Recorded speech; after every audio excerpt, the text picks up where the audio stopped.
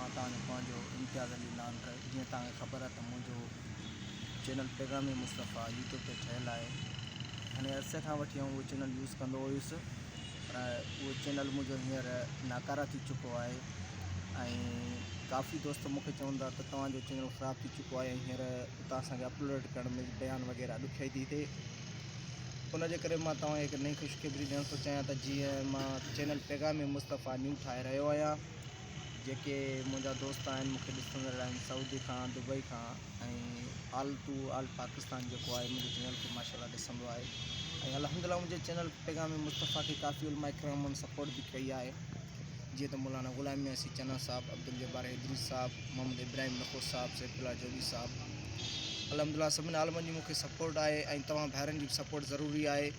जीअं त आउं हींअर नओं चैनल पैगामी मुस्तफ़ा ठाहे रहियो आहियां ऐं उन ते इंशाअल्लाह ताला घणी कोशिशि कंदुसि त मां नवां बयान अपलोड कंदुसि।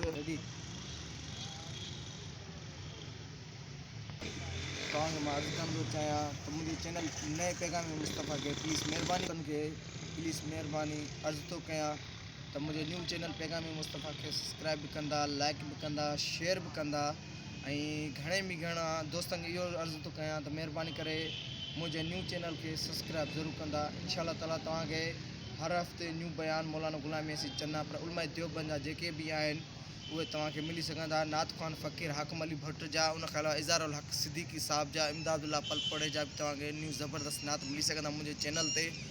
बसि वधीक मां तव्हां दोस्तनि खे घणो कुझु बि नथो चवणु चाहियां। मां इहो ई अर्ज़ु वरी बि तव्हांजे अॻियां रखणु थो चाहियां त प्लीज़ महिरबानी करे मुंहिंजे चैनल पैगामी मुस्तफ़ा न्यू खे सब्सक्राइब ज़रूरु कंदा। तव्हांजो शुक्रगुज़ार इम्तियाज़ अली लानकर। जीअं त मुंहिंजा दोस्तो मां पंहिंजे नए चैनल जी लिंक कमेंट में ॾेई चुको आहियां ऐं उनखां अलावा हाणे मूंखे हिकिड़ो ज़बरदस्त प्रोग्राम मिलियो आहे 13 मार्च ते, जंहिंमें अल्हम्दुलिल्लाह सिंध जा मशहूरु ख़तीब साईं हज़रत मौलाना मोहम्मद इब्राहिम नखो साहब शिरकत कंदा ऐं सैयद हबीबुल्लाह शाह शिरकत कंदा ऐं उनखां अलावा वॾा आलम सगरा ॿिया बि आहिनि। इंशाअल्लाह ताला तव्हांखे उहे बि बयान जेके आहिनि असांजे न्यू चैनल ते मिलंदा। महिरबानी करे असांजे चैनल खे ज़रूरु सब्सक्राइब कंदा, तव्हां दोस्तनि जी वॾी महिरबानी थींदी।